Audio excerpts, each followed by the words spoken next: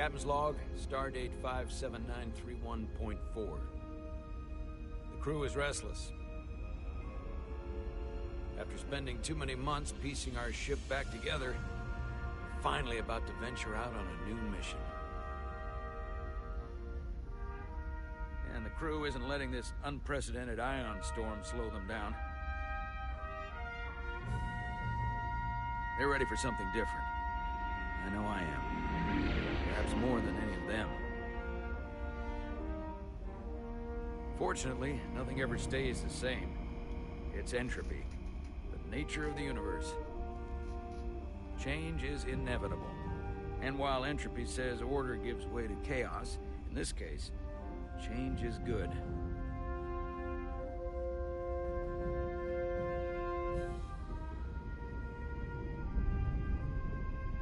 Our new first officer is en route to the Resolute. Jara Rydek. I know she'll bring a welcome dose of new blood to the crew.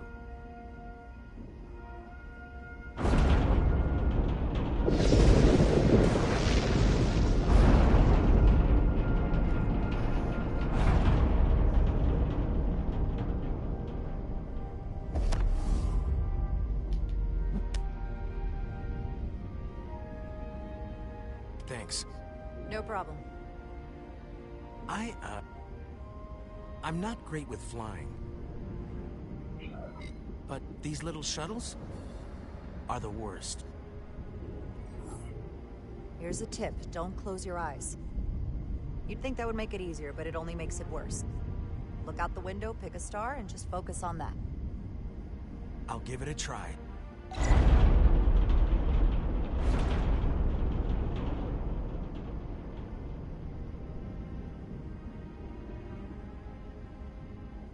Sorry, I'm a little anxious.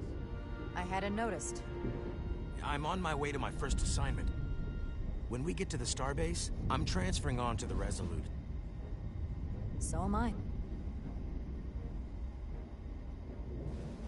It won't be easy for Jara to step in at the 11th hour like this.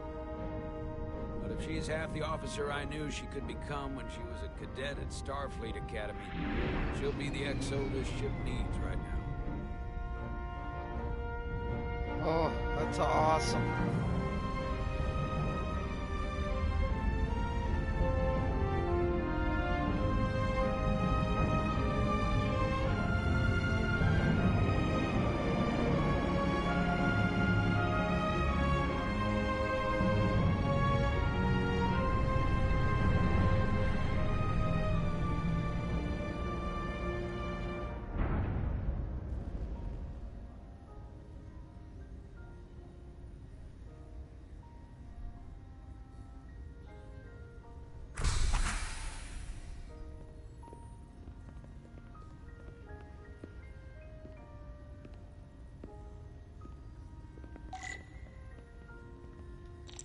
Oh shit, we get to... Oh, wow. Okay, cool.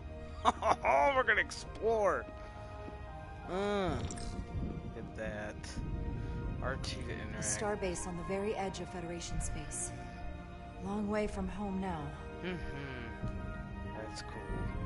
Look at that.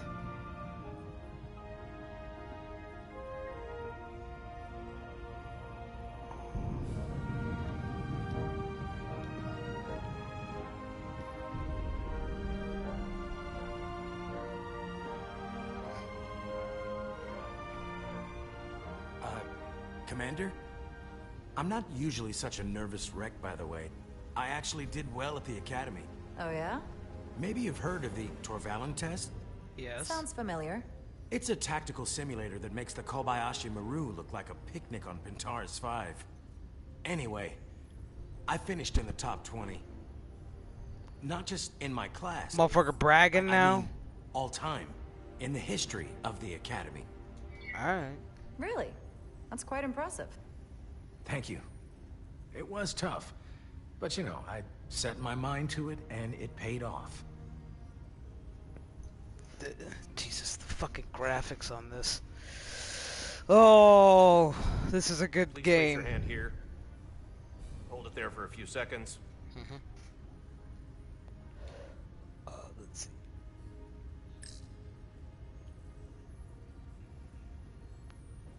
gonna put my fucking hand there. Oh, there we go.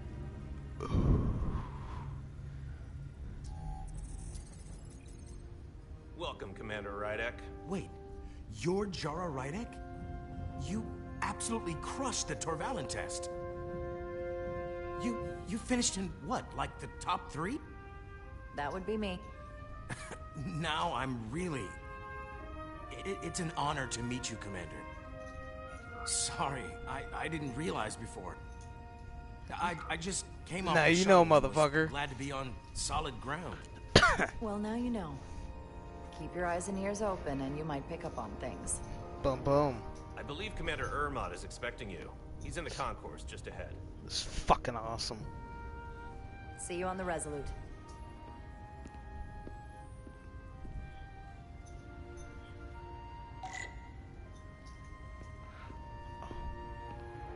Schematics.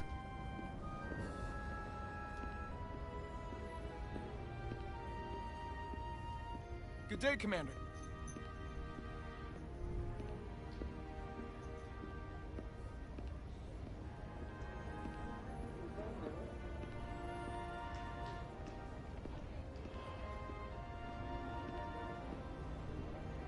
If I remember my briefing, Commander Ermot is a Boldian, so I'm looking for someone with blue skin. Right on. I'm gonna talk to this fucker. Are you alright? Yeah, I'm just... Well, I'm not sure where my departure dock is. The Resolute's gonna leave without me. Look here. The Resolute is leaving from this dock. Oh, you're right. Nerves must be getting to me. This is my crew? Jesus Christ. Thanks so much, Commander. Oh boy. Starfleet kind of went down a little bit. Whatever, dude with blue skin, where the fuck are you? No, no.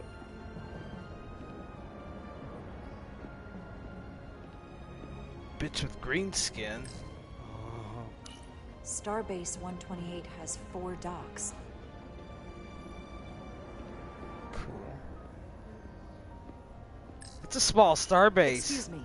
Have you seen a Boldian around here? Yes, sir. Right back there, near the replicator. Ah, there he is. Thank you. Happy to help, Commander. You will respect me. I'll replicate myself a meal once I'm on board. No shit, can we do that?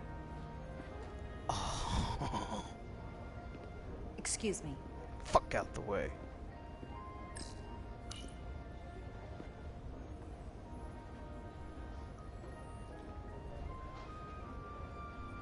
Welcome to the edge of the galaxy. Well, they did him really well. He looks like a I'm bullion. Commander Jan Ermot, operations cool. officer on the Resolute. Commander? I hope there wasn't too much trouble getting here. This storm isn't making anything easy for us right now. I know conditions are less than ideal at the moment.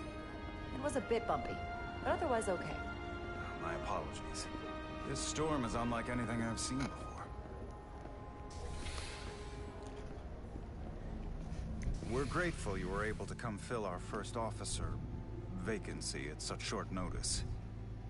From everything I've read and everything I've heard, we're lucky you were available to us. Coming from a premier starship and all. To our little research vessel. What exactly have you heard about me? First in your class at the Academy. Received the Starfleet Award of Valor during the Dominion War. Nice. Most recently, Tactical Officer and Chief of Security on the USS Endeavor. Nice. You've done your homework. Like I said, we're very lucky. The fact that they added the Dominion War to this is just more fucking mwah. The USS Resurgence. It's a She beautiful may not ship. look like much compared to the bigger ships, but as far as science vessels go, she can more than hold her own. And she doesn't look so bad considering 6 months ago she was nearly cracked in half, venting plasma, fighting for her life. It was an accident? The equipment malfunctioned. An accident suggests fault, but no one's to blame. It was a planned test, but the warp core was pushed beyond its limits. It destabilized the dilithium, there was a runaway reaction, and the warp bubble deformed. Ooh. We thought we could reach a higher resonant frequency, but it was more than she could handle. Cost us our first officer and 22 of our crew. At the end of the day, we're all responsible for each other. That's what it means to be a crew. I can't even begin to imagine what that must have been like for you. I'm so sorry for your loss. Thank you. It does weigh heavy. There are some things you can't forget. It's been 6 months. What's the attitude among the crew now? Unsettled. But I hope that a new mission will help them move forward. If not, move on. Listen. I realize you've known Captain Solano for quite some time, and I'm sure you're ready to bring your best. But I should warn you that when the captain announced you would be the new first officer, there were those who felt it was a mistake, that he should have promoted from within. So you might want to tread lightly at first. Until they come to value your contributions as much as he does. Thank you. Always good to have a sense for what you're walking into. I just thought you ought to know. I appreciate it. Starfleet has assigned us a high-priority mission to the Hotari. Okay, hold up. My crew so far. So I need to meet 3 more people.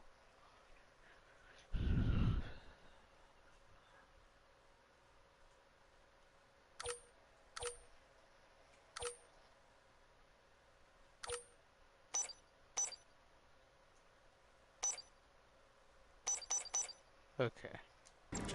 I'll let the captain brief you on. I know he's eager to see you. Will we be mission ready in time? We have every intention. The crew has been working around the clock to get the ship ready. There's still so much to do.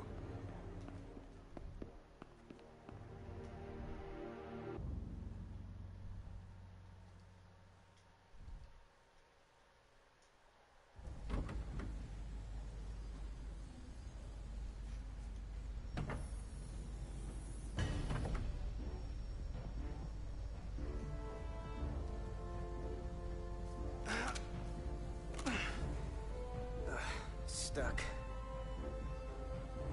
I got just the thing.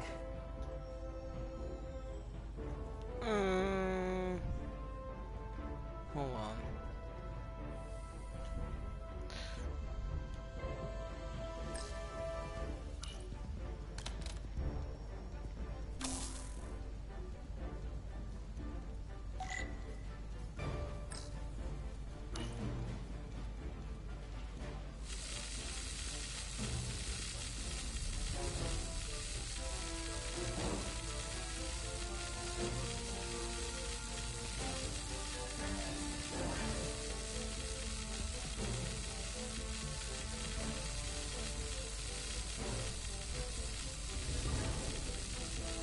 How did we all the way around?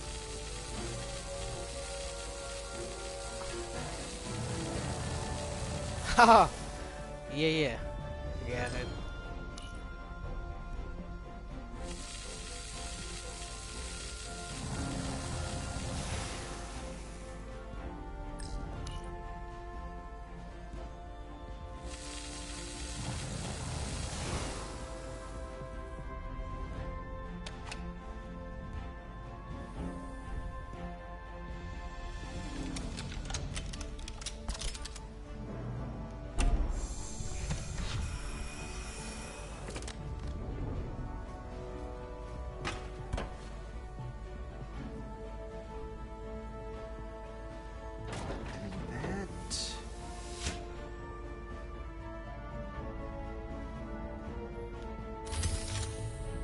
Is that.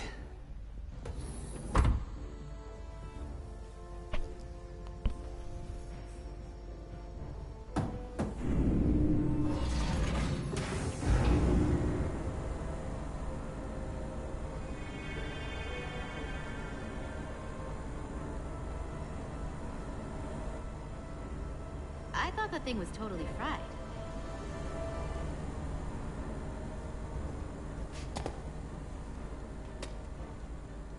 Nice work, Carter. Nothing to it, Neely. And not a moment too soon. The boss wants us down in engineering. Like, now.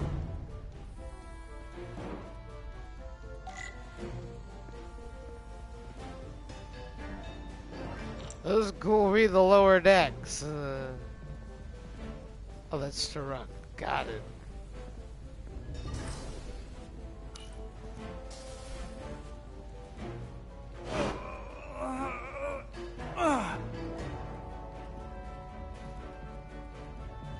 Oh. Come on. Oh. Oh, these are heavier than they look. Makes more sense than zero-G. You're welcome. Just help a BT player, homie. God damn. Look, there's one more. Fuck it. Whatever. Carter Diaz. Shut the fuck up.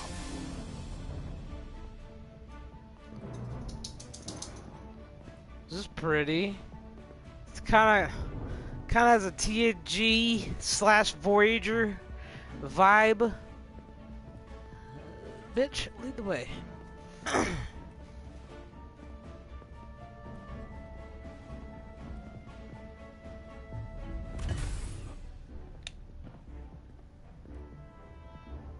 Engineering.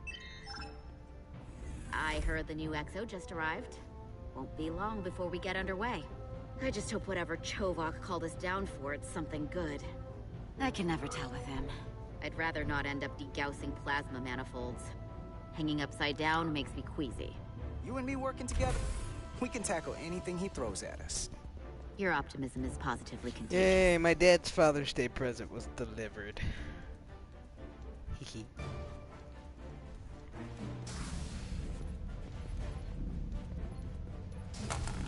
Looks like we got here before. Lieutenant Commander Chovak.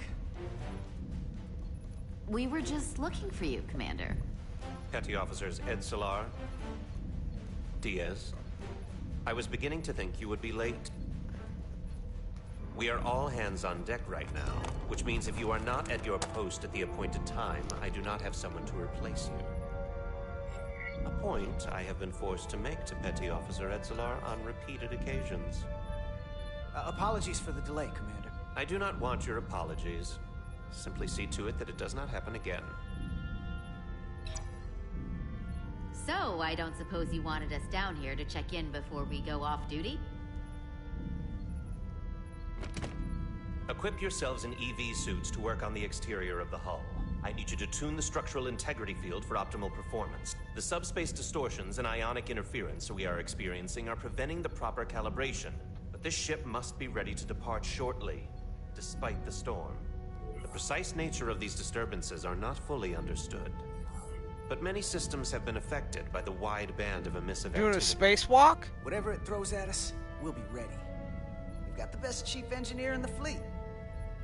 I am a Vulcan, Mr. Diaz. Flattery is not necessary. All that I require is that you do your job. Right now, that entails critical preparations, because long-range sensors show that these disturbances will be more severe at our destination, the Hotari system. You have your orders. Do not delay. Yes, Roger Commander that. Chovak. Shit's getting All intense. hands on deck. Shit's intense. What's that? All hands on deck. That's what Chovak said. You know what that means? It means this ship isn't ready to go out and the brass know it. So they're throwing every warm body at it. And they're going to leave on schedule. It all comes down to us, Nelly. We're the ones who get it ready. I know what we can do. But this isn't just any old refit or any old relaunch. Oh, whoa. Excuse me. A lot of new faces coming on board.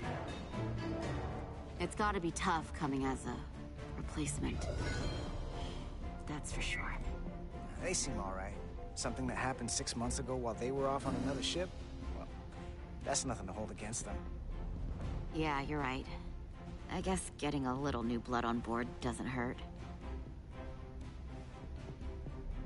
Hold on. Now there's an old face I didn't expect to see again. Hey, Miranda! You weren't gonna leave without me, were you? Miranda, you're here? We thought you were staying on the Adirondack.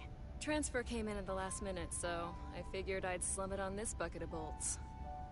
Looks like you got her back together pretty nicely. I wasn't sure what to expect. I'm gonna take the high road here, pretend you didn't say that, and welcome you aboard. He's a better diplomat than I am. He This still owes me bitch. a bottle of Saurian brandy. Don't think I forgot. Oh yeah, it's coming back to me now. Maybe Carter can rustle up that bottle and we can give you a proper welcome. As soon as we wrap up this quick little spacewalk. Gimme, gimme, gimme, gimme, gimme, gimme. Here, let me help you.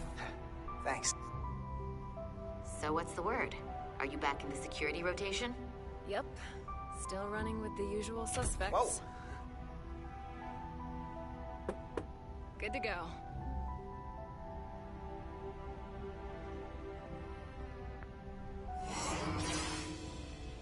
See you on the other side.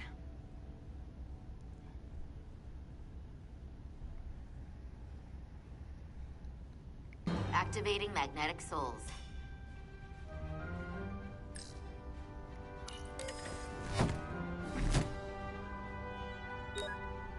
Cool.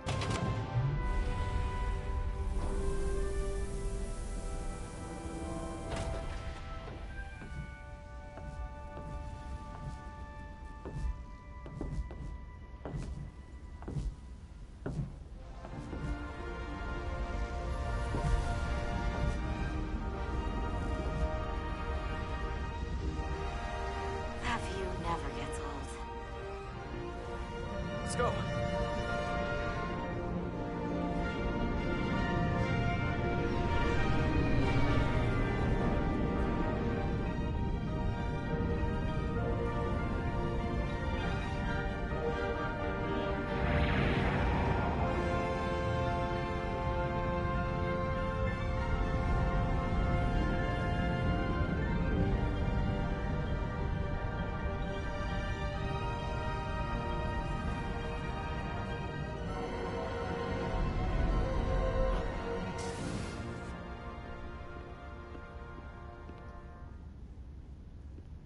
Captain Solano should be here momentarily.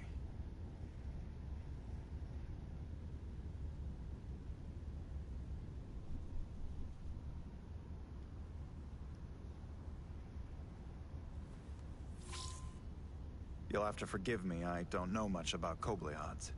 But my understanding is you need a steady supply of duridium to keep your cell structure stabilized, or bad things start to happen. And we have plenty of duridium in sickbay, so there's no risk of running out. Thank you. Feel free to make yourself at home. And help yourself to whatever you like from the replicator.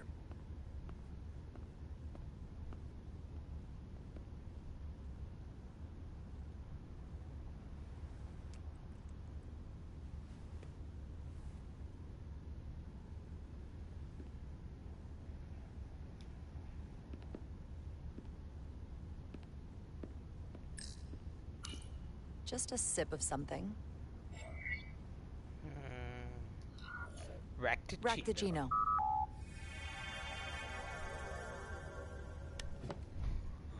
That's fucking cool. That sure has a kick. Fuck yeah, it does.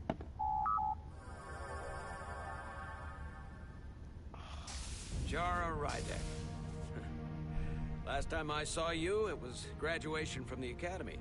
You'd already secured one of the most prestigious assignments possible. And you were burning with enough ambition to fuel 7 trips around the Necrid Expanse. It's good to see you again, Captain.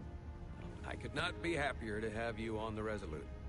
The only regret is that we couldn't provide you with a warmer welcome. The arrival of a first officer to her new ship deserves a bit of fanfare. But, unfortunately, we've had our hands full with the refit. You can spare me the pomp and circumstance. There's plenty of work to be done without all that. You always had a work ethic like nothing I'd ever seen. That's just what this ship needs at the moment. As I'm sure you've heard, we've had a rough go of it these last 6 months. The ship suffered some damage. but not nearly as much as the crew. I assume you mean the accident. That's right. The tragic accident, really. We were on the verge of a major scientific breakthrough. A quantum leap forward in warp core technology. 10,000 teradynes per second. The ability to travel at a sustained rate of speed longer and faster than we ever dreamed. What would have been the crowning achievement of my career. Right there, within our grasp. Until it all went so horribly wrong. We pushed her too hard, and a warp core malfunction overloaded the system, creating a pressure gradient way beyond what the ship can handle. It was heartbreaking. We lost some of our best people. As captain, I have to take full responsibility. It was my decision to make, and I have to live with the consequences. We all know the risks when we sign up. There are no guarantees. As much as we tell ourselves otherwise. True. But as captain, my job is to mitigate and manage the risks as much as possible. And that's where I failed. In my defense, I will say, I might have avoided the whole ordeal if my senior staff had been willing to trust me. There was a lot of pushback from my former XO. And I think that cost me his confidence. I don't want you to pull any punches. Certainly not on my account. But once we decide on a course of action, I need everyone to fully commit to the mission.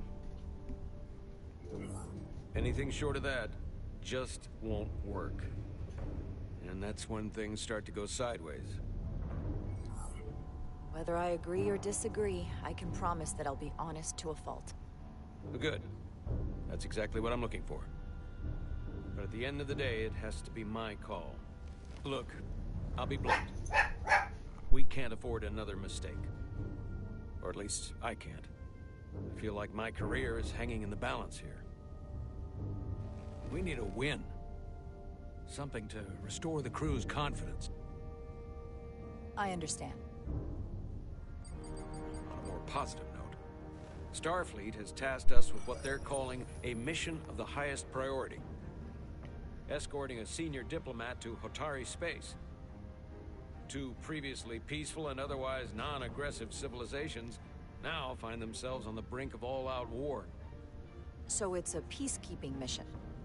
I see it as a golden opportunity to not only prove what the Resolute and her crew are truly capable of, but also a mission for which we're uniquely qualified. This ionic storm.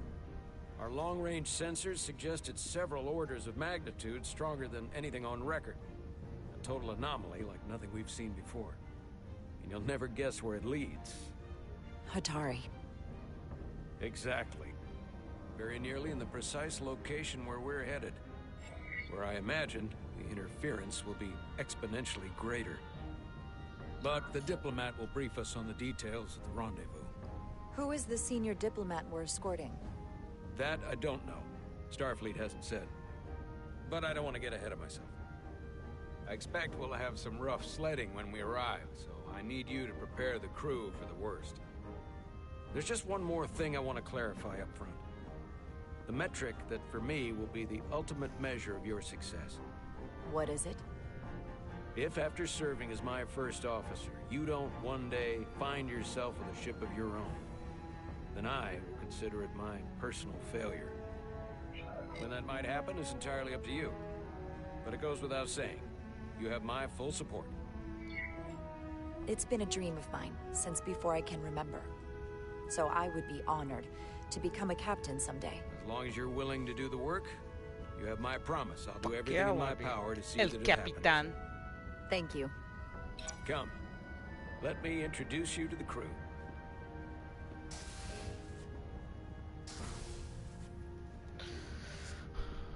I like that.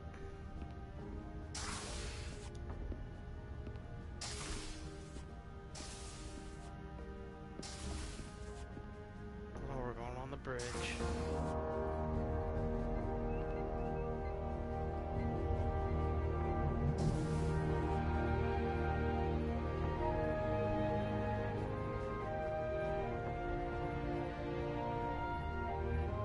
Everyone, if I could have your attention for a moment. I'd like to introduce Commander Jara Rydek, our new first officer. Some quick introductions. This is Lieutenant Handar, our helmsman, one of the best in the business. One of? Well, what he lacks in humility more than makes up for in ability. A pleasure to meet you, Commander. Likewise. Next, we have Commander Westbrook, our Chief Science Officer. I've come to rely on his expert counsel on a regular basis. Pleasure. Commander Rydek, it is such an honor to meet you. This is our tactical officer, Lieutenant Bedrosian, who's been looking forward to meeting you for about as long as I can remember. I've been following your career for quite some time. Stalker. And I look forward to learning as much as I can from you. That's very kind of you to say. I'm happy to be here. Well, I have to admit, one of the reasons I've followed your career is because you're part Kobliad, because of what you've overcome. Starfleet stands up for people who can't defend themselves, and you were one of those people once. But since then, you've done so much to protect others who need it. I really admire that. So, you've been something of an inspiration to me. Not that I've done anything close to what you've done, but you definitely set a standard to strive for. I don't know what to say. That's incredibly flattering, thank you. I hope someday I can follow in your footsteps. I'm sure you will. And then, of course, you've already met Commander Ermod. Please, do everything you can to make Commander Rydek feel at home here. I'll be on the starbase. I have an urgent meeting with the starbase commander to get our authorization to get underway. If they drag their feet any longer, the bridge is yours.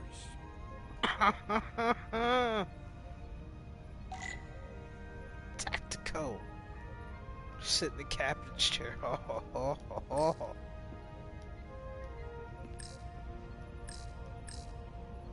This is tactical hollow. Tactical hollow dais. Just like they've got on the Excelsior. Fucking cool. There it is. Commander, Chief Engineer Chovak needs to lower the structural integrity field. He's sent a crew out to recalibrate the emitters in response to the danger posed by the storm. We just need your go-ahead. Permission granted. Lowering structural integrity field, now. Entering maintenance mode. Condition blue.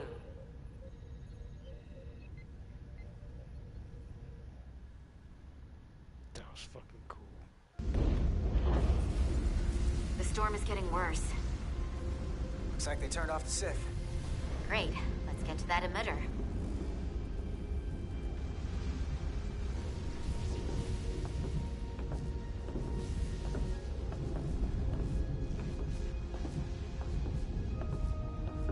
Every time we're out here, I half expect to see her in pieces again. She's still got some scars on her. It adds character. When I joined Starfleet, all I wanted was a ride out of town. But this isn't exactly how I pictured it. On the outside of the ship? No. Sometimes it feels like we're just part of the machinery. Don't you want more than that?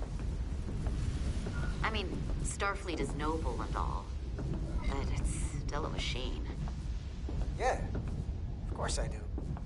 Starfleet's an open door. We just have to walk through it. You wanted to get away. I enlisted because I didn't want to wait years just to get out and see the galaxy. I wanted to go somewhere, see new worlds, look up at a sky no one's ever seen before. Just because I'm cranking a hyperspanner up in a Jeffries tube today doesn't mean that's all I'll ever be. Facts. Homie speaking facts. Diaz to Commander Chovak. We are at the Sith emitter. Acknowledged. You may proceed with the recalibration.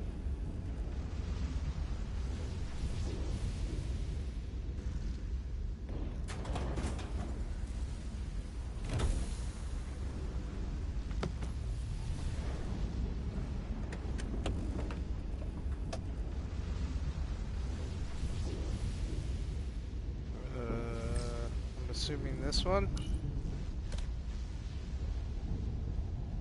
Beginning recalibration.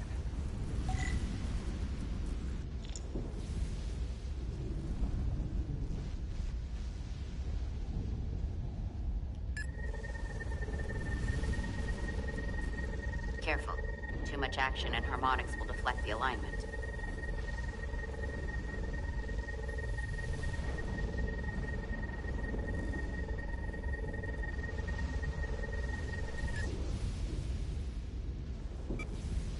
Looks good. That wasn't so hard.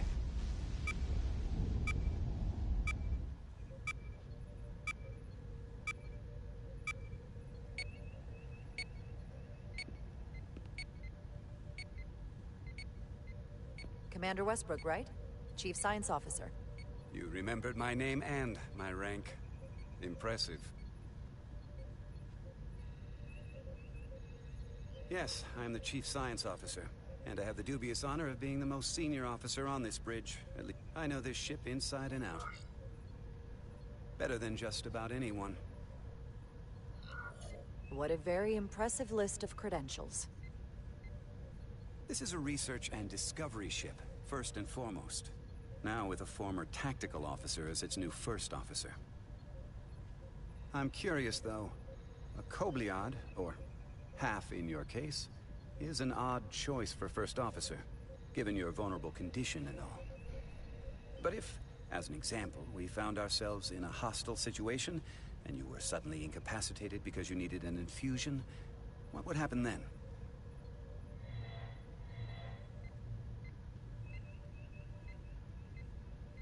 You'd leave Captain Solano without an XO. Granted, that would be a worst-case scenario, but not outside the realm of possibility. Like I said, in my entire career, it's never been an issue. Or caused this, and I don't expect this to be any different. I was just curious, that's all. It's a little bit buggy. A little bit glitchy. Listen, can I be blunt, Commander? I see no reason to stop now. Commander Sutherland, your predecessor, was one of the best first officers in all of Starfleet. His record was impeccable and his reputation was without equal.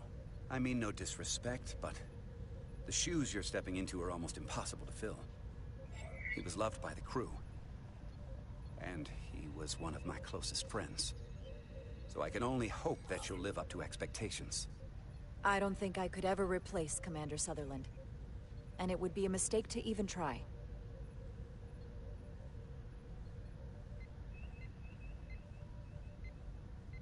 Seeing as Captain Solano is on the starbase, let me give you an update on this ion storm we're flying into.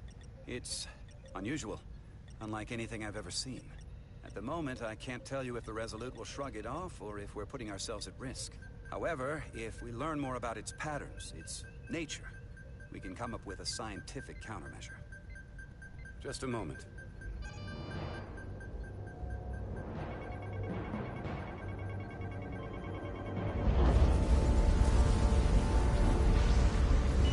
We've got a massive energy wave inbound. On screen.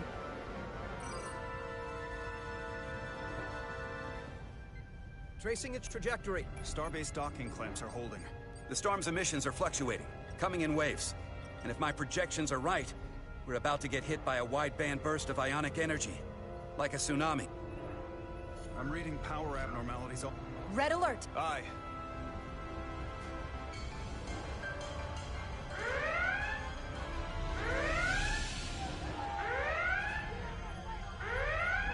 Evacuating main gangway and retracting.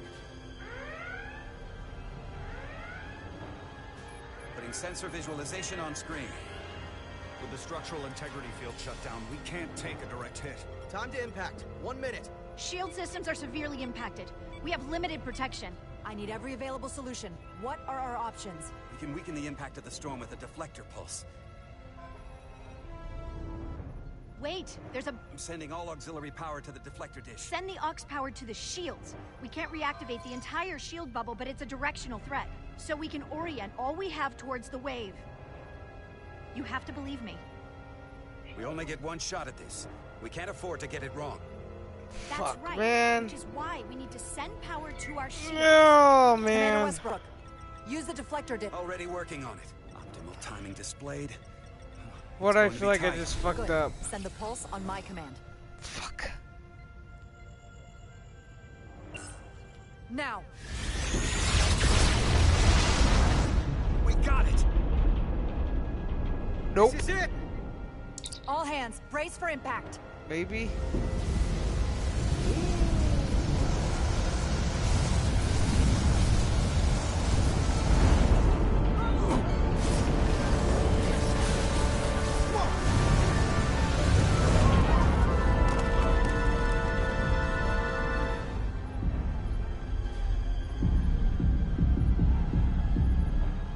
What happened?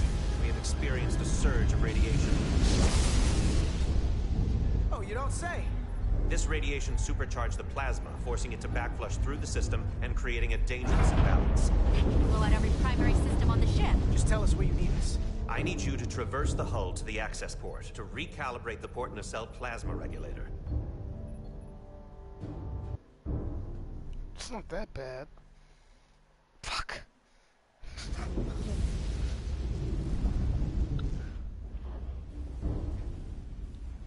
We've reached the first access point. Understood. Do you see the override for the level 1 failsafe circuit?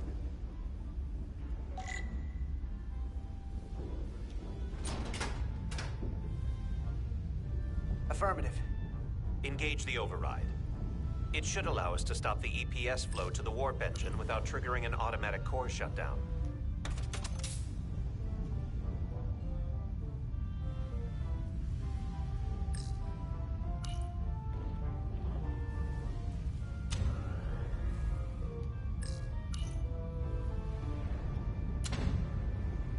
Failsafe override engaged. Are you sure? I am registering some crosstalk in the bypass circuit. We need to route the signals so they don't interfere with each other.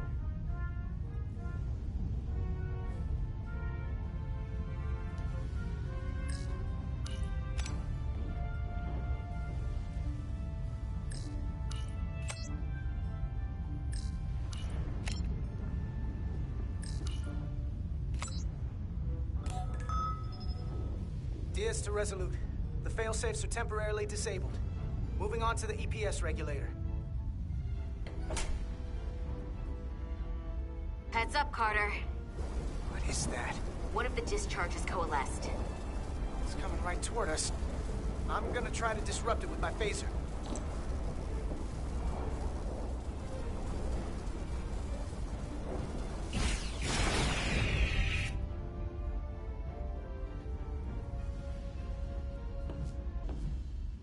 So we gotta climb up the pylon. Not that there's really an up, but, you know.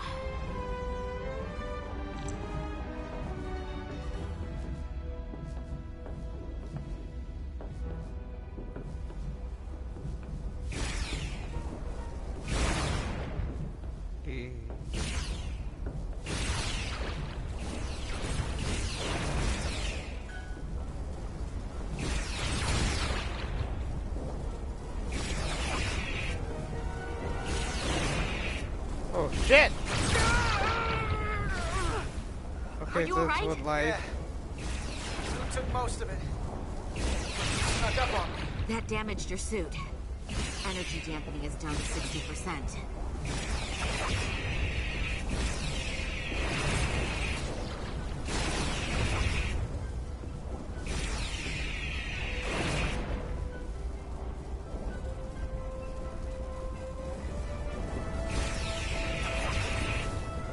We're almost to the regulator.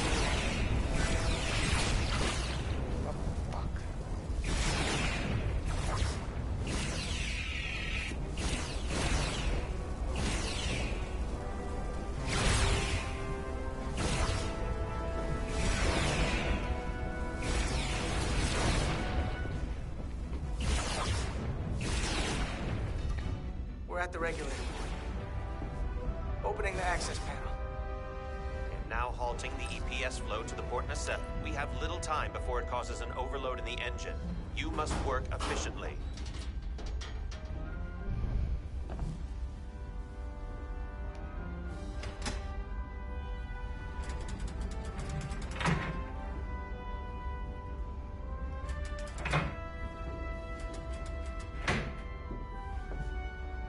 Manifold adjusters reset to neutral.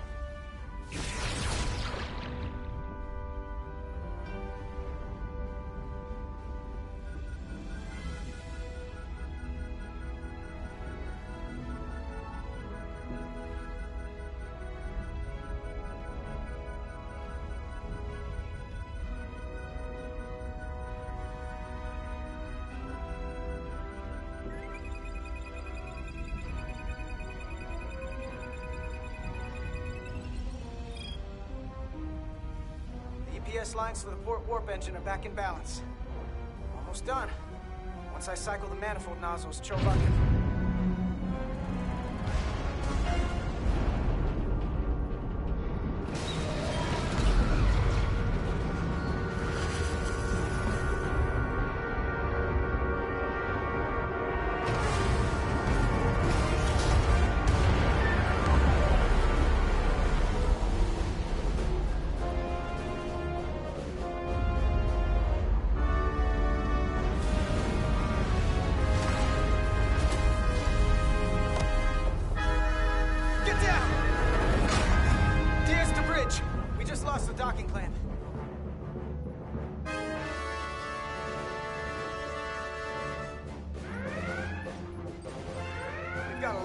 coming down. Fall vibrations, too. We can't finish the EPS regulation in these conditions. Please advise. We have to release the ship from that other docking clamp or the hull will be ripped apart. There's a problem. The clamps are supposed to disengage automatically in an emergency, but it's not working. Lord. What are our options? The docking clamps are fitted with exploding bolts for an emergency release. We've got crew out there. That'd be like setting off a bomb next to them. Maybe there's another way. Starbase is hailing us. Put him through. Resolute, the remaining mooring arm is failing. You need to disengage from the starbase now. The damage to the station will be catastrophic. We have crew outside and are looking for the safest way to... We have people on this station. If that mooring arm breaks, we could lose dozens of crew. Commander, hear me. Reverse the polarity of the hull, which theoretically will repel the docking clamps. And repel the engineering crew right off the hull into the storm. This is Captain Solano. Put me on screen. Go ahead. Captain, we have a situation. Commander, what are you doing? This isn't your call to make. Blow the... The captain doesn't know the whole story. I'm giving you an order. Jara? All due respect, sir, it's a more complex situation than when you Jara, disembarked. I need you to do the right thing. We can't have this go sideways before we even leave for the mission. The captain made himself quite clear. They're gonna get hammered with debris out there. Reverse the polarity. There is protocol. And there are lives. What is the holdup? Fuck you, man. Starbase, we're gonna flip hull polarity to disengage the clamps. Oh, God. Yes, Commander.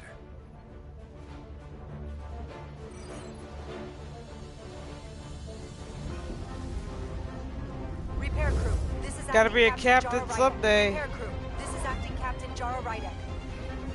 Be advised, we are... Tether yourself and deactivate your boots on my mark. Understood. 8, 7, 6, 5, 4, 3, 2, 1. Mark! Ah! What? I died? Oh, get the 8, fuck out of here. 7, 6, 5, 4, 3, 2, 1. Mark! Oh, I didn't know I had to clamp.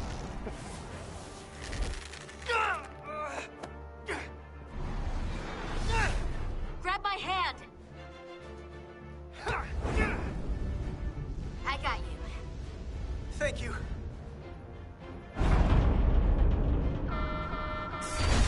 Plasma imbalance is reaching critical my condition. God. We are moments from primary system failure. I got it.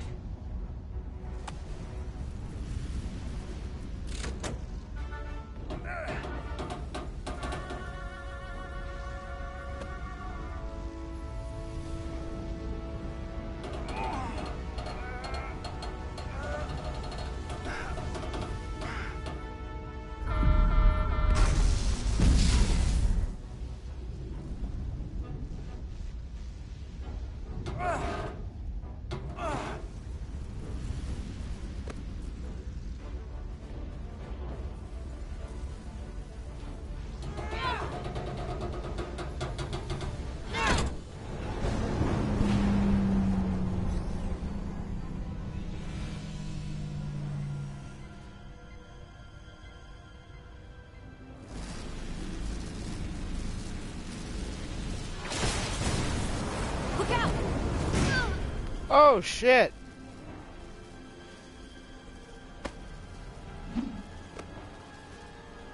I got you.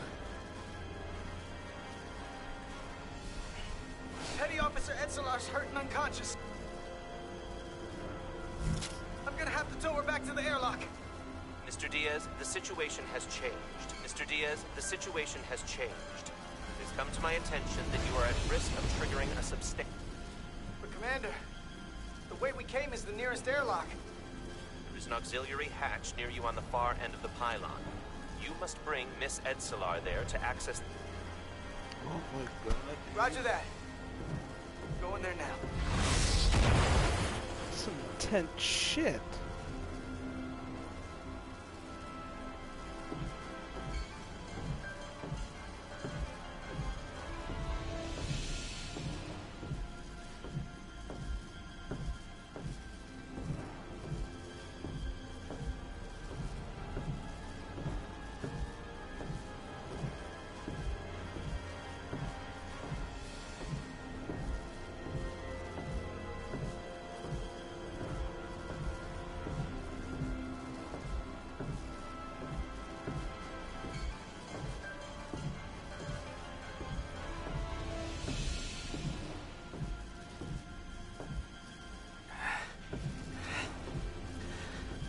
I'm at the auxiliary hatch.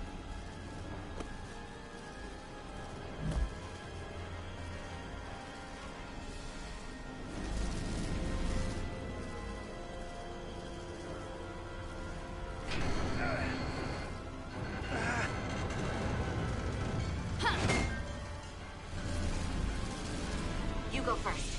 What? Let me save your neck this time. No time to fight me on this. Get in there! Not on your life. Let's not let it come down to that.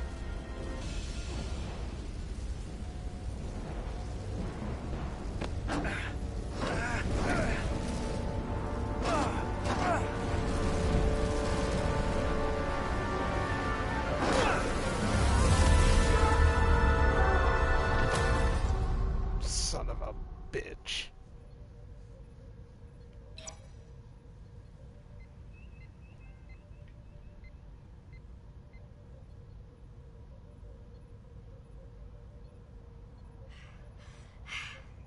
We made it.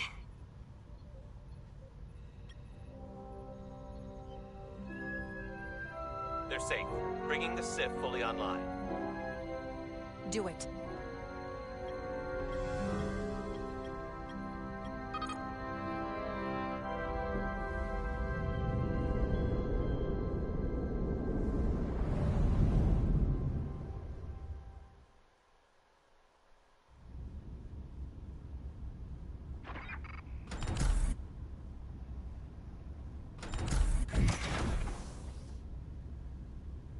Nilly.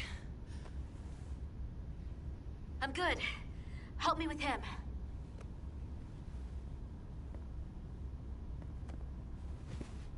Let's get this off. Medical. Got one wounded at my location. Carter. You don't look so good.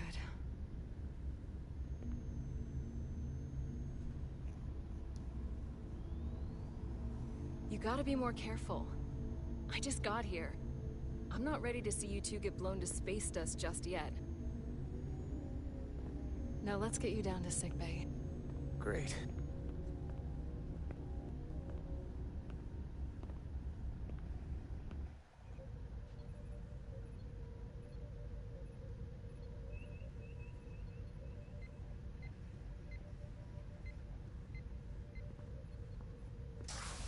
Status report.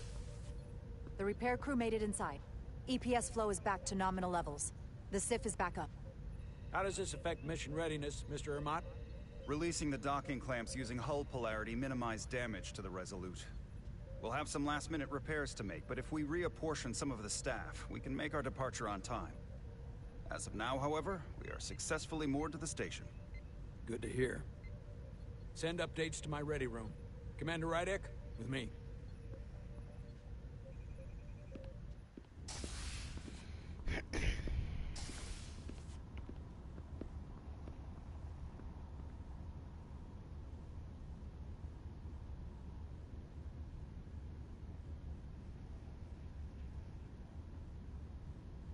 You disobeyed my orders. Well? Respectfully, Captain, I made the right choice given the information You I had. disobeyed my orders! And not just in front of the bridge crew, but the Starbase staff as well. That's going to get around. My name's already tarnished around the fleet. But what is it going to do to my credibility on this ship? From the top to the bottom. Bridge to lower decks. Captain, I told you I'd be honest, so here it is. Maybe I shouldn't have disobeyed a direct order, but you were wrong. You weren't on board, and you didn't have all the information. So I made the right decision for the ship. If you're worried about your credibility, put your ego aside and trust your crew. Trust me. You might have won some fans on the bridge with that stunt, but not everyone. Lieutenant Commander Chovak has already bent my ear. I'm sure he doesn't take it personally. He'll get over it in time. Mr. Chovak is more complicated than he would want to admit. I guess we all are. And, if I'm being honest, I'm not sure what I would have done in the moment either. You never really know if you weren't in those shoes. So, let's just boil it down to, you did what you had to. That'll have to be good enough for me. Thank you for understanding, sir. I'm sure no one knows the burden of command as well as you do. I'm sure you will, someday. Despite it all, we got our final Starfleet clearance to depart. So if you'll fetch Mr. Ermot, we'll knock out the final details of any outstanding repairs, and then we'll set out for Hotari. Yes, sir.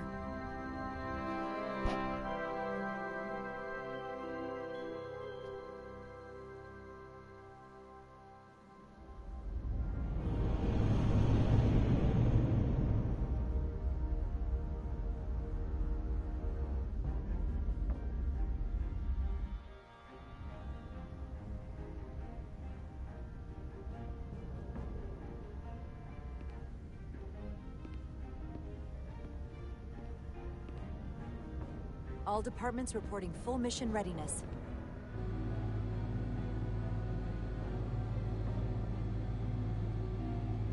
All departments reporting full mission readiness. This is my favorite moment, right now. The start of a new mission is always full of possibility. The Orion Syndicate could sell it as a drug. Don't let the Admiralty hear you say that.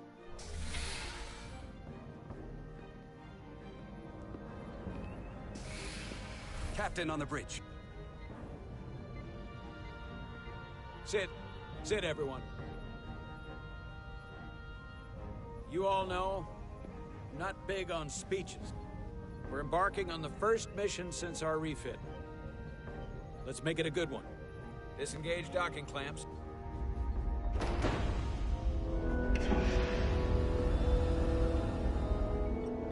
Docking clamps released. Thrusters ahead, Mr. Handar.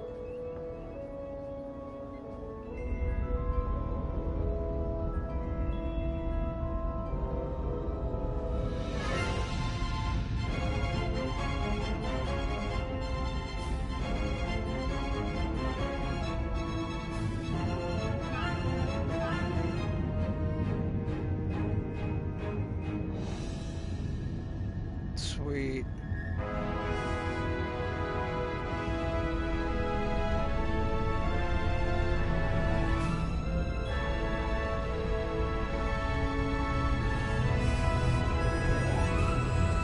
That should do it. Set a course for the Hotari system. Prepare to go to Warp 8. Hi, Captain. You know what? You take this one. Me?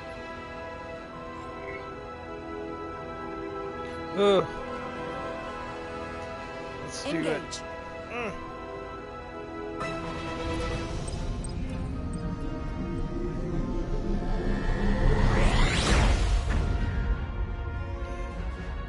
Sweet.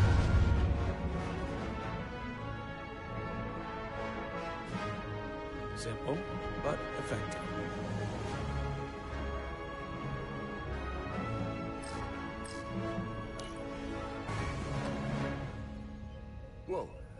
Careful. Thank you. I'm fine. Really, You don't look fine.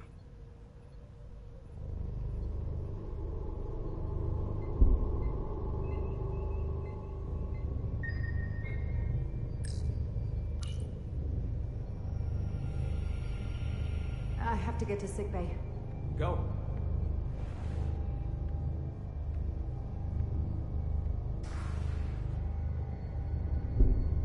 Commander, help me get her inside. Oh shit. Bitch at the deck. Ew.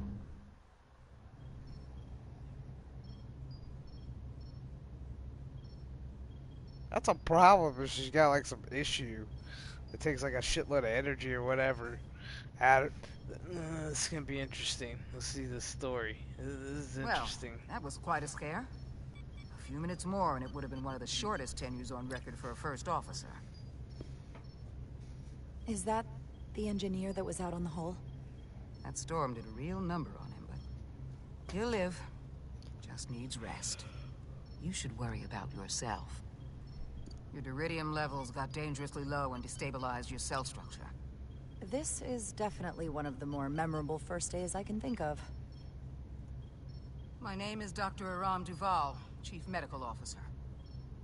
To be honest, I've never met a Kobliad before. You're rare. I know. I was going to say special. Your people's numbers have dwindled, despite the Federation's efforts to find a more readily available alternative to the duridium you need to survive. Yet you joined Starfleet and managed to thrive. I imagine the responsibility must be overwhelming. Maybe even a burden at times. I don't like the attention it brings. Being treated differently than everyone else. But you are different. That's not something you can change. True. But sometimes it makes it even more difficult than it already is. And don't worry, I won't treat you like a science experiment. I just do the science and leave the experiments to Solano. You don't agree with his methods? I don't agree with his definition of acceptable risks. Damn. Not when the lives of your crew are at stake. My professional opinion is that the accident took a toll. More than he's willing to admit. He's overstressed, operating in the pressure cooker of his own mind. Which is never a good headspace when the lives of your crew are at stake. What concerns me is that now he's even further away from the thing he's been chasing his entire career. The breakthrough discovery. The major innovation. Something he can put his name on. I hear you. But that's my job, isn't it? To make sure that doesn't happen. And we don't lose sight of the bigger picture. Which is exactly why I'm so glad you're here. We need you now more than ever. And I have to give you credit for what happened on the bridge. It took guts to defy a direct order. Huh. I guess word travels fast around here. It's a small ship. And everyone's curious about the new XO. Hold up. Oops.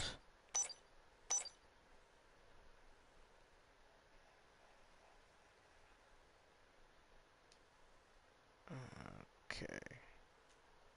Fortunately, your cell structure is almost completely stabilized. And I'll spare us both the lecture, but I do feel it's my responsibility to remind you, without regular infusions of duridium, you will not live. It's as simple as that. Understood. Then, my work here is done.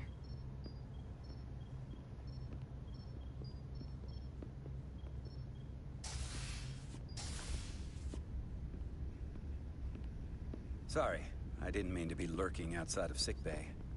I didn't want to intrude, so it felt more appropriate to wait out here. We were all worried about you. Or I should say I was. I wasn't sure what was happening at first. But then I realized it was your condition. I don't want anyone to worry about me. I'm gonna be just fine. This is part of who I am, but I've never let it define me. I get that now. And I promise I'll try not to let being such a jerk define me either. You trusted my intuition earlier, with the deflector pulse. I felt I should thank you for that. Well, thank you for coming. Even though you didn't have to. I wanted to. Now, Carter, the emissions that gave you that burn are quite unusual, like everything else that goes with this storm. That's a combination of hyronolin and lectrozine to counter the radiation effects. That should help speed your healing. She's come by a couple of times to see you already. Be brief. It's good to see you awake again. I was starting to get worried. Not that you aren't in good hands with Dr. Duvall. You did take one hell of a shot, though. I hear you've been checking in on me. Thanks for that. One of the benefits of working a security rotation. Lots of opportunities to walk by sickbay and stop in. Millie was looking in on you too, by the way. But since it's just us right now, I had a chance to think about this while I was away. And I thought it was important that I just come out and tell you. Instead of tiptoeing around it. Or worse, leaving it unsaid. It's okay, Miranda. You can tell me anything. I know that. Then come on. Just spit it out. I'm trying. Let me talk. What I'm trying to say is, we've been really good friends for a long time. But I got back here and I couldn't ignore it anymore. I want to see if there's more between us than just being friends. Fuck it, let's write it. You don't have to explain it. I feel the same way. There is something between us. So, do you want to find out what that something is? Yeah. If it's there for you, and it's there for me, why not give it a try? Are you kidding me? I just said yes. I wanted to be sure I heard that right. Sorry to interrupt. Banging out on the patient ship. needs to rest if he wants to get back to his old self. Of course. I'll see you again soon.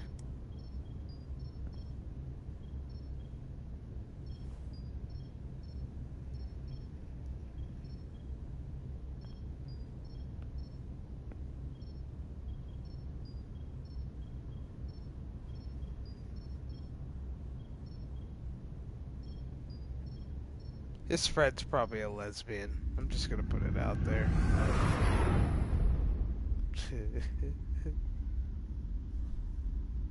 Approaching the rendezvous point outside Atari space. Helm, bring us out of warp. Dropping to impulse. Heyo. Ionic interference surging, Captain.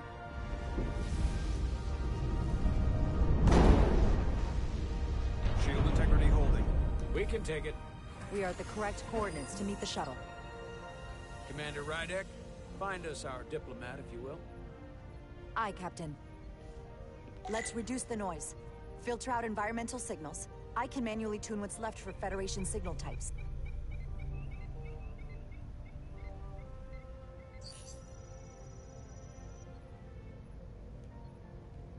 I've located the shuttle. Opening comms. On screen. Shuttle to Resolute. Shuttle to Resolute. Debris field. Lost maneuvering. Losing. I can't get it any clearer. We won't get a transporter lock. It's just not happening. Power up the tractor beam. We'll pull them directly into the docking bay.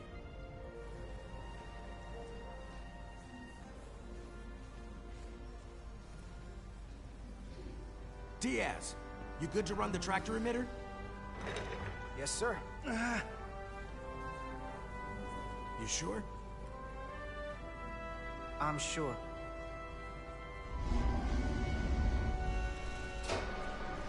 Come on, Diaz. First thing, lock onto the shuttle and stabilize the rotation.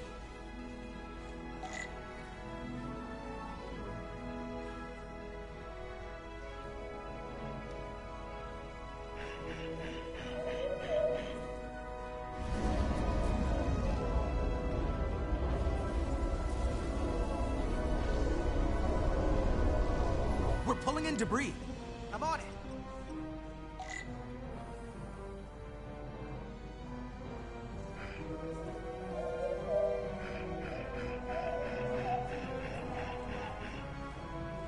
Oh shit.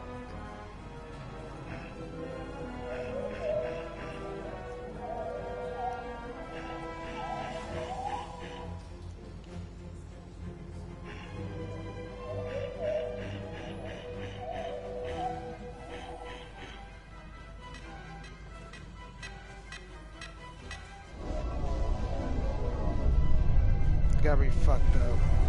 That's gonna take out the shuttle. Oh god. There's the bridge. There's a large piece of debris headed for the shuttle. The tractor beam can't handle it. Can our shields take it? I believe so. Commander Rydek, plot an intercept course. On it.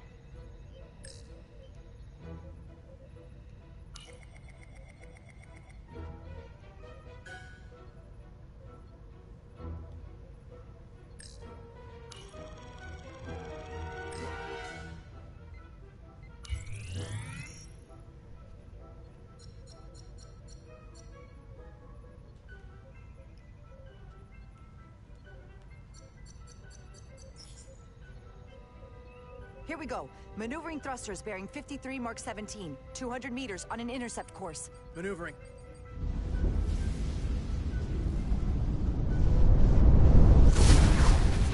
Got it. Whoa! Someone's working hard on the bridge.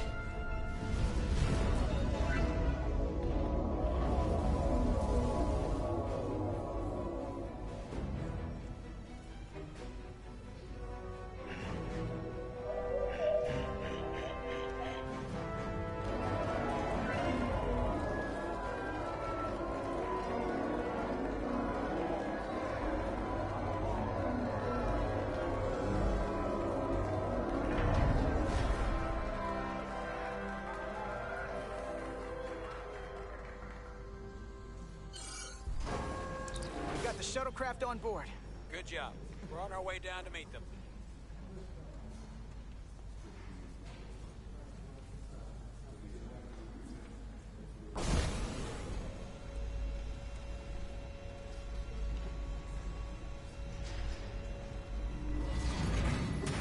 Terra Firma. Oh my god, oh my god, that's Leonard Nimoy's voice. That's Spock. Holy shit. I could cry right now. The captain will be right down to meet you, sir. In that case, I will wait for him here. Oh.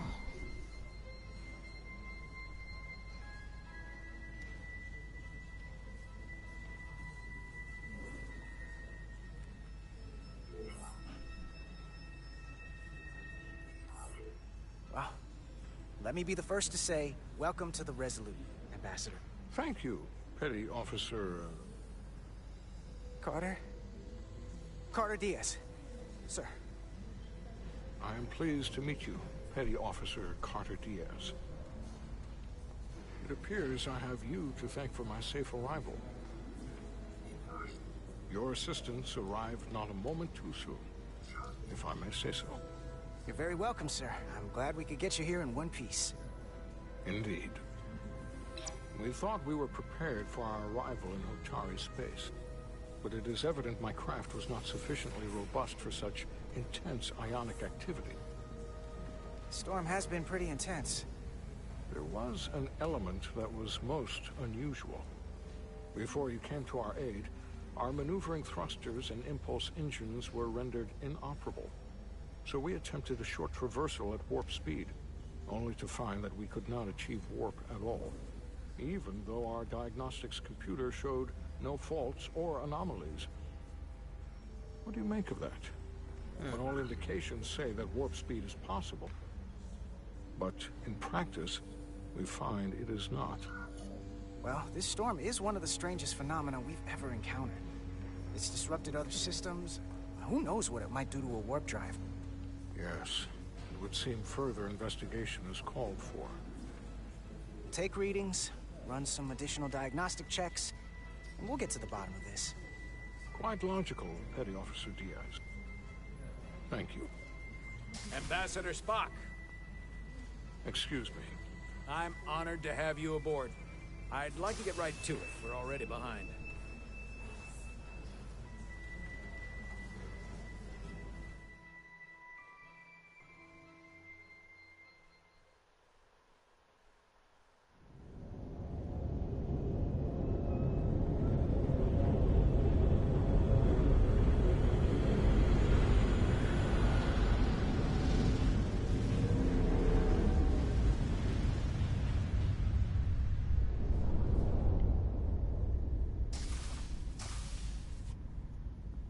Ambassador Spock, my senior staff.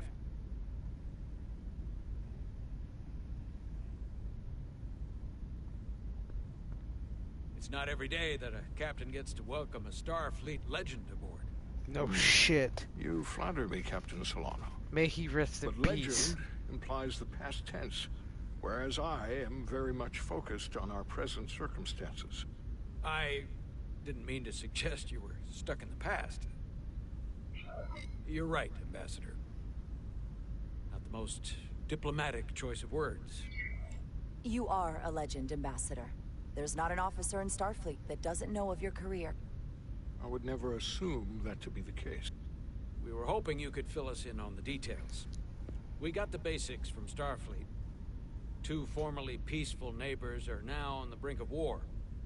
Indeed, and the tension between them grows fiercer by the hour.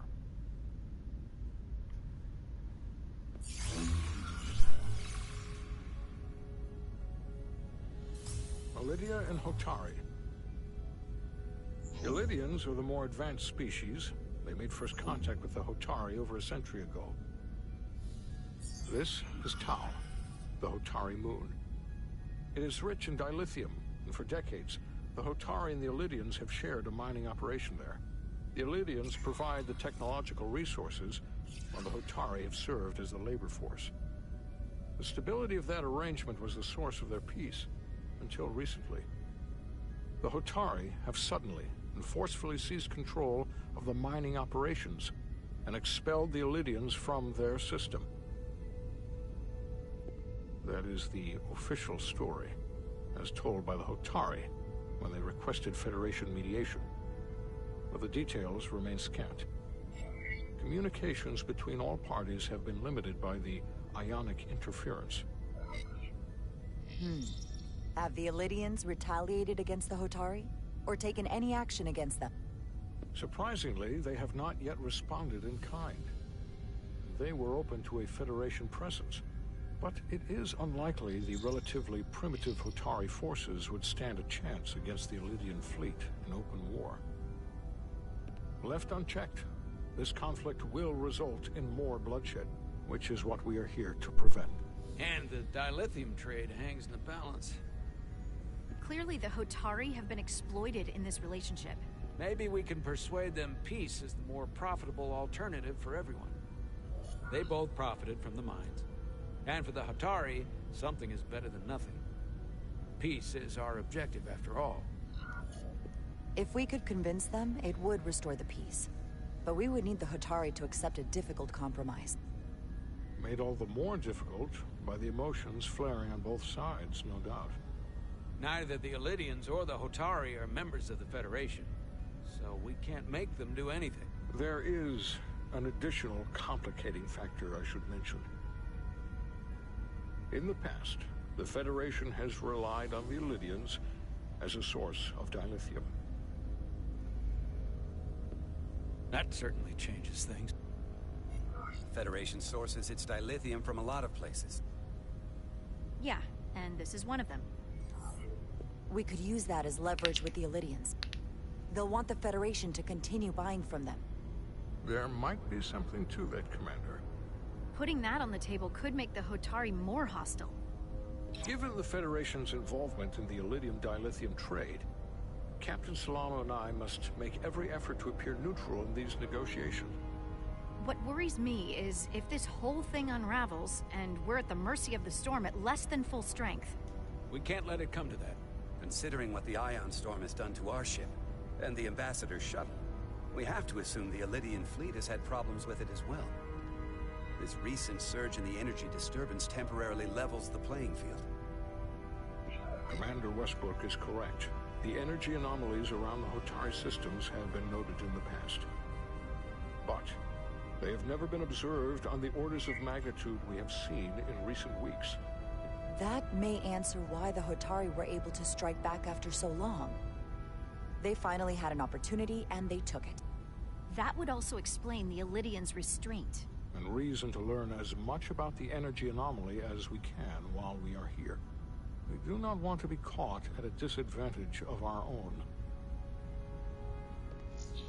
So I trust we understand our circumstances. We're operating on a strict timetable here, and we're going to be leaving for the negotiations shortly. Commander Westbrook, I want you to leverage our systems to investigate the anomaly from here while we're gone. Aye, Captain. Thank you all. Dismissed.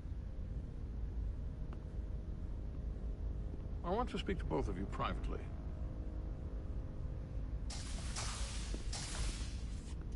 Ambassador Spock, I'd like to make a formal introduction. My first officer, Commander Jara Rydek. Commander, as you are aware, there are limits to what Captain Solano and I can do in our official capacity as representatives of the Federation. But someone in an unofficial capacity, Oh, your boy. first officer, Commander Rydek could ingratiate herself to certain parties behind the scenes, where they may be more candid in revealing information that could lead to a resolution. She certainly knows how to say the right things. At least when she wants to. It would be unconventional, but I'm not opposed to it. I'm honored to be included in the negotiation process. You're not just included, you're instrumental. Well, I hope Commander Rydek will have more luck finding out what really happened than we will through official diplomatic channels. The fate of the negotiations, the interests of the Federation, and the prospect for peace may very well depend on it.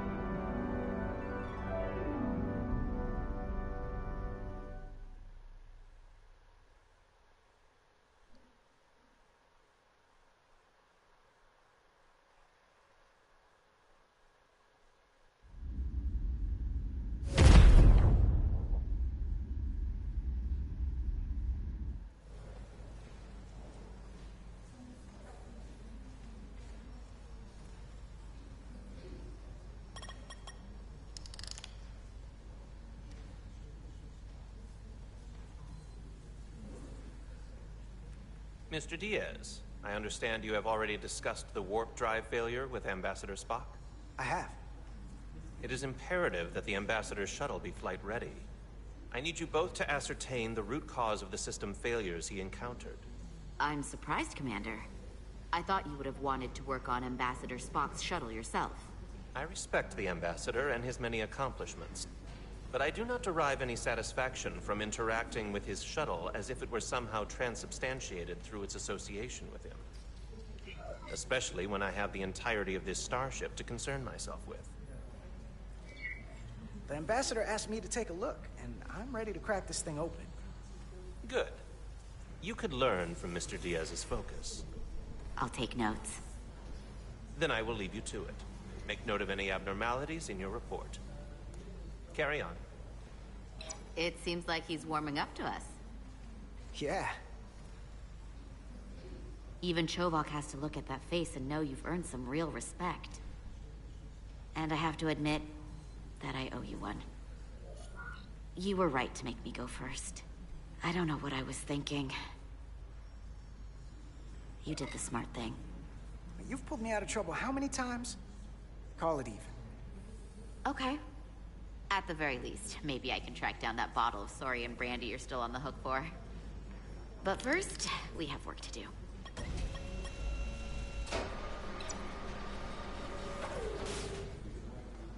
Ready to go? All set. Let's run the diagnostic.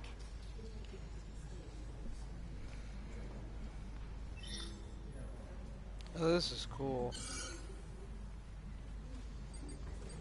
So... I know about your talk with Miranda. You do? She sent me a Priority 1 dispatch right after your conversation. I'm happy for you. Both of you. Thanks. But I'm only going to tell you this once. Don't screw this up. Because I would be very unhappy if you tried this out and then, I don't know, 6 weeks or 6 days later, I have to start splitting holidays between the two of you. All because things went south and you're not on speaking terms. That just isn't gonna work for me. You really don't believe in me, huh? It's not you. Or her. Just running the numbers, and things don't work out more often than they do. I like my friends, and I like our group. I don't want to lose that. Is that thing done yet? Yeah, it's wrapping up. Let's see. The relays along the primary EPS are blown. The backup relays are all intact. An EPS overload from the warp drive could cause that. But how did the shuttle end up dead in the water? Huh. Well, maybe the ship's data recorder can tell us something.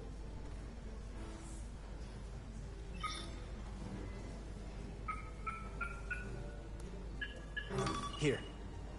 They were only about 8 minutes from their plotted warp point. No faults, just those warnings. What are they?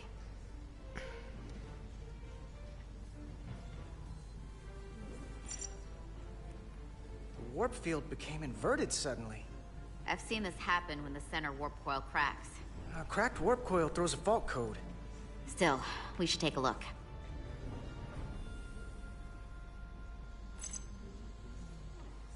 There was a complete warp cascade failure. Wow. They're lucky the shuttle didn't turn inside out. Makes me think the computer panicked on the warp field equation.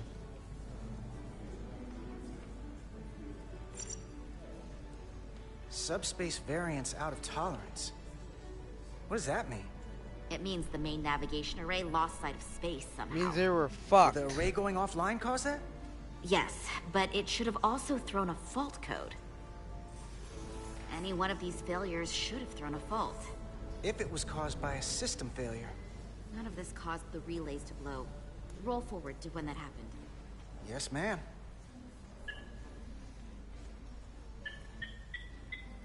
So here, they take a moment to get their bearings and they attempt to re-engage the warp drive.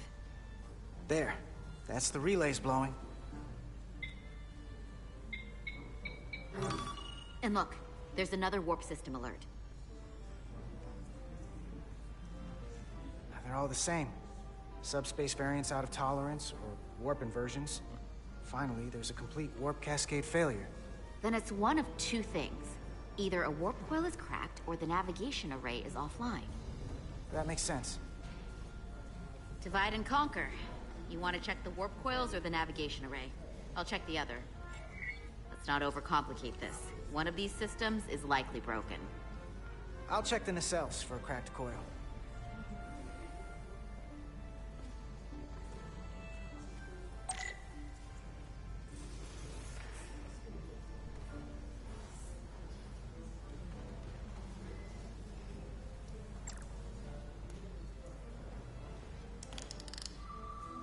Yeah, that's cool.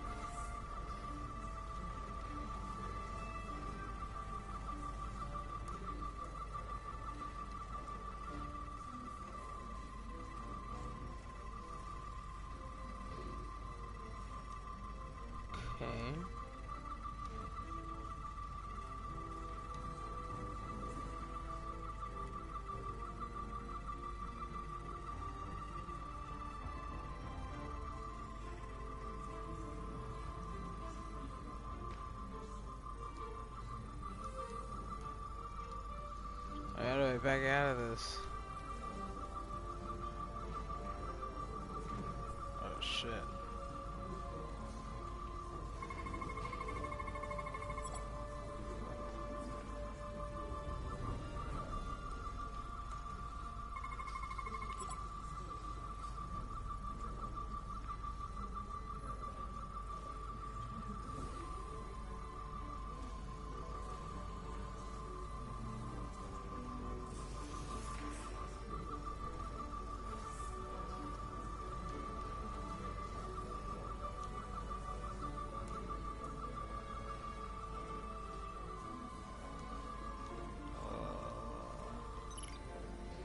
There we go. I checked every coil on the port nacelle for imbalances. If any coil in either engine were cracked, I would have detected it. So, it must be the navigation array. Except it's not. Checked and double-checked. Well, the readings don't lie. Here comes the security detail for the way team.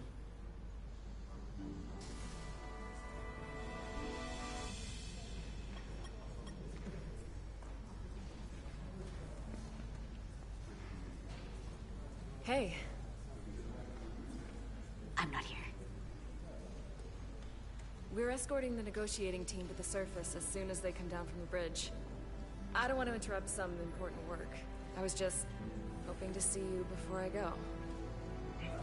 The captain and the others will be here any minute now. Should be an interesting ride down to the surface. Come on, I'm never too busy to make time for you. That's not true.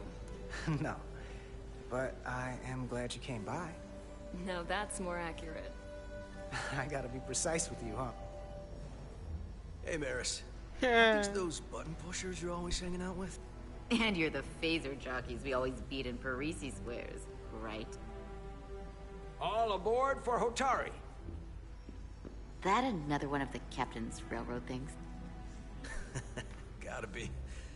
I just usually zone out by the time he gets to the whole, steam engines were the warp drives of their day part. Catch y'all later.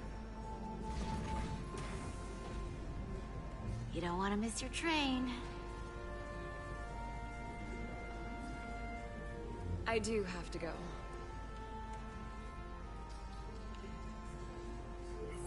Not gonna lie, I'd rather not leave right now. More important things on my mind.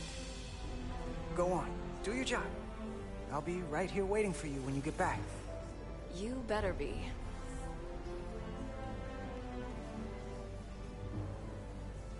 Be seeing you.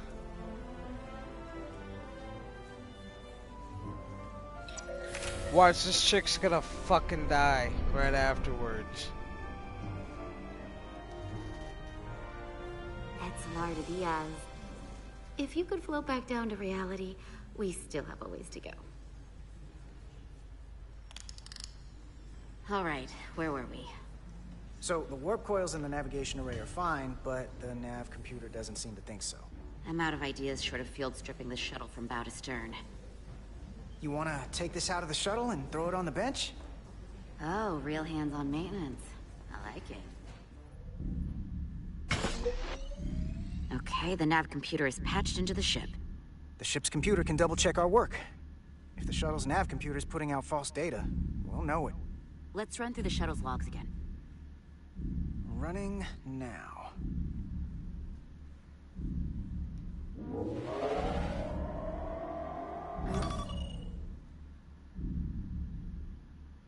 Same. Warp field inversion and a cascade failure. However, the Resolute computer doesn't show the same subspace variance. We're in the same conditions that the shuttle was in when it failed. Why wouldn't the ship's computer get a matching result? What if the subspace variance was a momentary occurrence? That's a possibility, and it would explain why the simulation under our current sensor readings failed to reproduce the issue. But a subspace anomaly strong enough to cause a warp field collapse would leave graviton ripples for days. Let's run with the momentary subspace variance theory for now. Roll forward to the shuttle's attempt to re-engage the warp drive. We need the conditions of space around the shuttle at the moment of warp failure. Resuming simulation.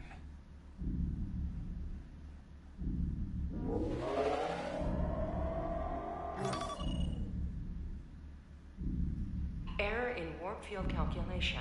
Cochrane formula variables are out of range. That right there. Take the shuttle sensor data from that moment. Computer, why did the warp field calculation fail? Warp field pressure returned non-orthogonal. Results are undefined.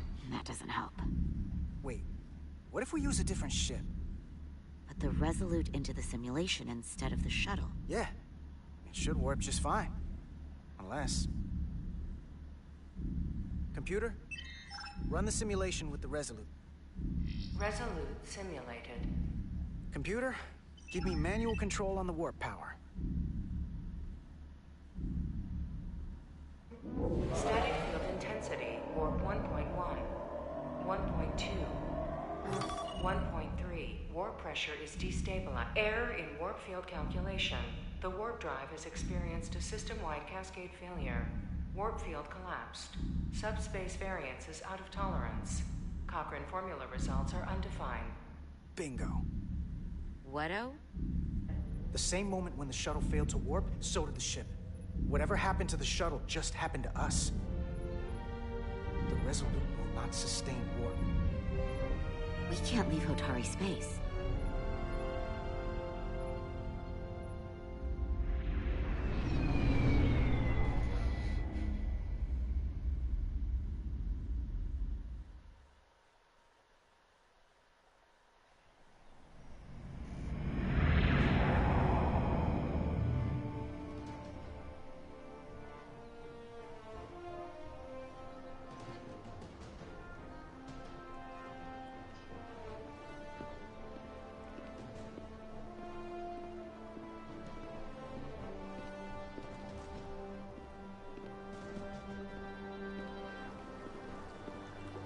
Ambassador Spock, Captain Solano, welcome to Hotari.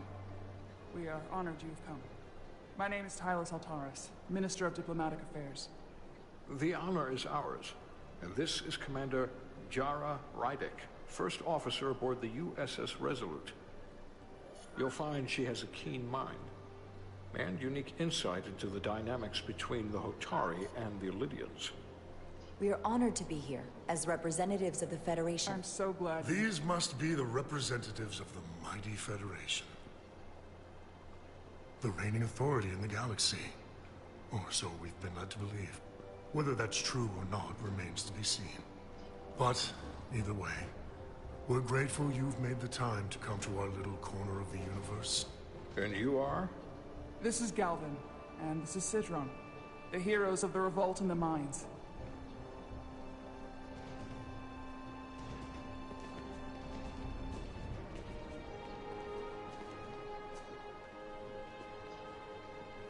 Let's hope this is the last time we ever have to come here.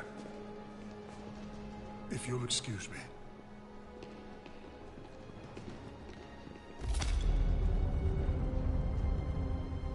I think we're about to begin. Did you hear the arrogance from that guy? I don't know what we're walking into here. But that guy was something. Something about his tone tells me this won't be easy. That was my sense as well. I doubt he speaks for all of Hotari. So I would urge patience until we speak with their queen.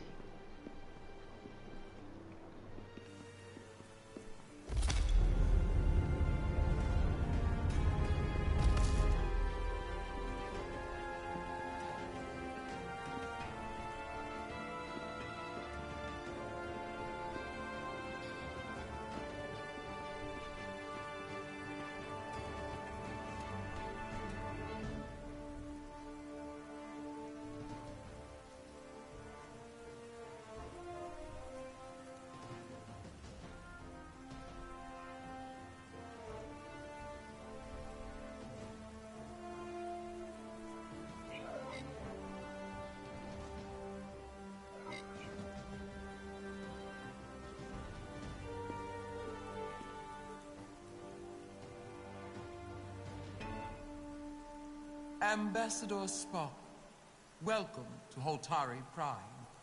The honor is mine, Your Majesty. That the Federation would send one of their most respected representatives is not only an honor to the Hotari people and their queen, but recognition of our stature and importance. Let's get on with it, shall we? With all due respect to the Federation and their ambassador, they have no authority here. We are not members of their alliance. We are not subject to their rule, nor yours. We demand the immediate return of all mining operations to Elydian control, as it has been for centuries and will be for centuries more. That has always been our understanding. That understanding has changed. Then you invite war! And if you cannot remain silent, you will be silenced. But his point is well taken. What is the Federation's interest in this matter? Perhaps you would have us trade one oppressor for another? The Federation remains neutral. Our only interest is the peaceful resolution of this conflict. We are here at your request, Your Majesty. For now. Saying this wouldn't be easy was an understatement. I thought they wanted us here. Was there something you wanted to say, Captain? Oh, no. My apologies. And what about the Kobliad? She's not part She of... can speak for herself, can't she? Then let her.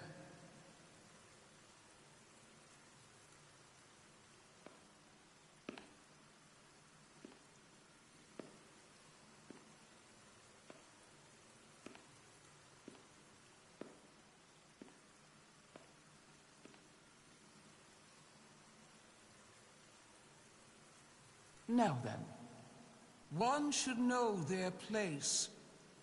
What you might be somewhere else is not what you are here. Which is standing before a queen. And a queen deserves respect. A bow is not too much to ask. Is Hotari Prime, heart of the Hotari system. My apologies, Your Majesty. I meant no disrespect. Better. You are Kobliad. Your people suffered brutal treatment at the hands of the Cardassians. Their injustice towards the Kobliad is as unimaginable as it is unforgivable. Not unlike how we have been treated by the Elydians. As much as they'd have you believe they are the victims here, remember it was the Hotari who attacked us. Hundreds of innocent Elydians were slaughtered without mercy in those mines. The blood is on their hands, not ours. Quiet! If after all the Kobliad suffered, you finally had the chance to right that wrong, to get out from under their control, would you take it? Or would you negotiate a peace? Oh boy. I would want... God damn it. There is no remedy for what the Kobliad suffered. And I fear who we might have become in pursuit of it. There is no justice if the oppressed become the oppressor. So I would willingly accept a peaceful resolution if it were offered. That is the real opportunity. You may be right. Unfortunately, that was not the case, was it? No, it was not. Peace is often elusive to those who need it most. The Federation is the most powerful, most advanced alliance in the galaxy. It's widely known we have an abundance of dilithium in our mines. And it's in your interest to secure a steady supply. Your Majesty, if I may. Ambassador Spock would have us believe you're here as a neutral party in the interest of peace. So why are you really here? I want the truth, not your Federation rhetoric. It's possible the Federation has an interest in both peace and securing a steady source of dilithium. One does not preclude or prevent the other. But that's just my personal opinion. Given the Federation has done business with the Elydians for decades, I would agree. It's entirely possible, if not highly likely. What they haven't said, but cannot deny, is a simple truth. The dilithium trade would not and will no longer exist without a Lydian involvement. We created it for the benefit of everyone, especially the Hotari. We've given them warp technology. We've let them share in the profits. We've made their lives infinitely better than before dilithium was discovered. All of that goes away if the Federation turns a blind eye to their treachery. That is enough of your lies! The Hotari are quite capable of running the mines. We've done so for centuries. So tell me, who deserves control of the dilithium trade and the mines on Tau? Who should the Federation recognize? The Hotari or the Elydians? Oh, fuck me. It can only be one or the other, not both. I need if dilithium. I have to choose only one. I need dilithium. It would have to be the Hotari. Well said. Sorry. How could the just and wise Federation make any other choice? This is an outrage. The Federation has lost all credibility. The mines are ours. Lydia will not be deterred. We will take back our mines by any means necessary. Then you will see more blood spilled. I am more than willing to address your concerns, Your Majesty. Yours as well, Representative. But I suggest we could have a more productive conversation with a smaller group. Perhaps only the most essential representatives.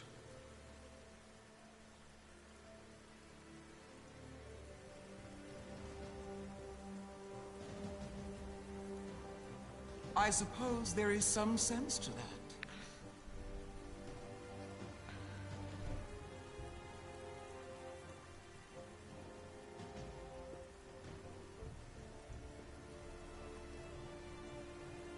I hope we meet again. Commander Jara Rydek, Your Majesty. It's been a pleasure, Commander Rydek.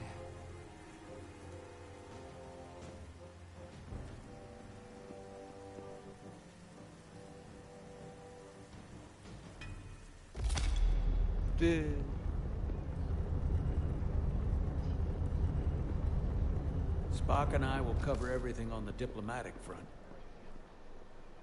You make nice with the locals and see if you can get some answers. We need to find out why the Hotari are so willing to risk war. What happened in those mines? Let's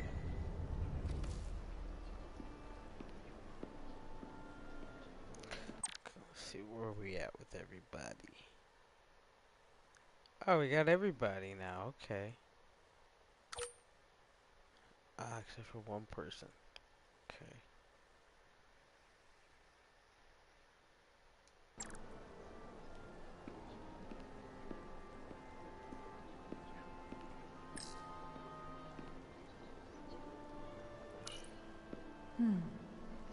Soothing.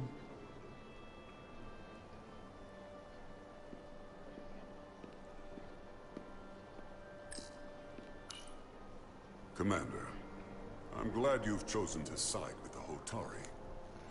I knew the Federation would see through the Elydians' baseless claims and protect the interests of my people. Even though the Hotari should have control of the mines, some of the Elydian claims are still valid. There you're wrong, but we can agree to disagree.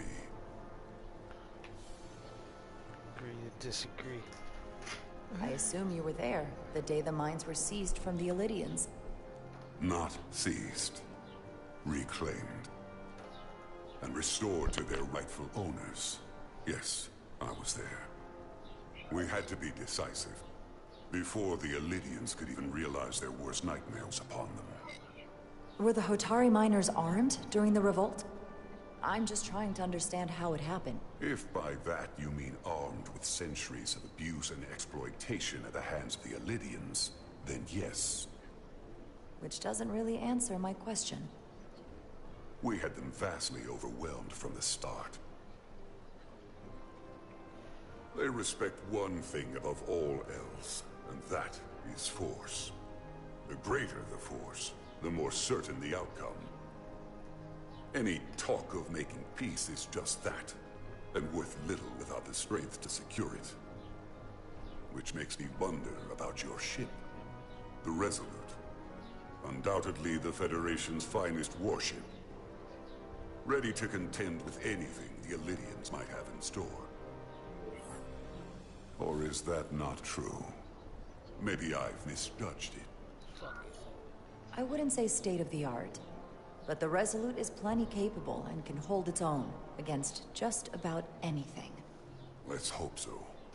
Because at the moment, it's the only thing preventing them from wiping us off the map.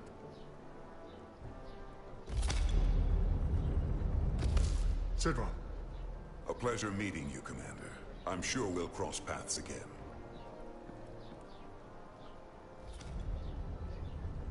What time is it? Okay, I'm gonna pause this here. And I'm gonna end this stream here and then give me like another, what? Hour and a half, and I'm gonna continue this. Cause, yeah. We got into some good shit. But I gotta eat. But yeah, I'll be back.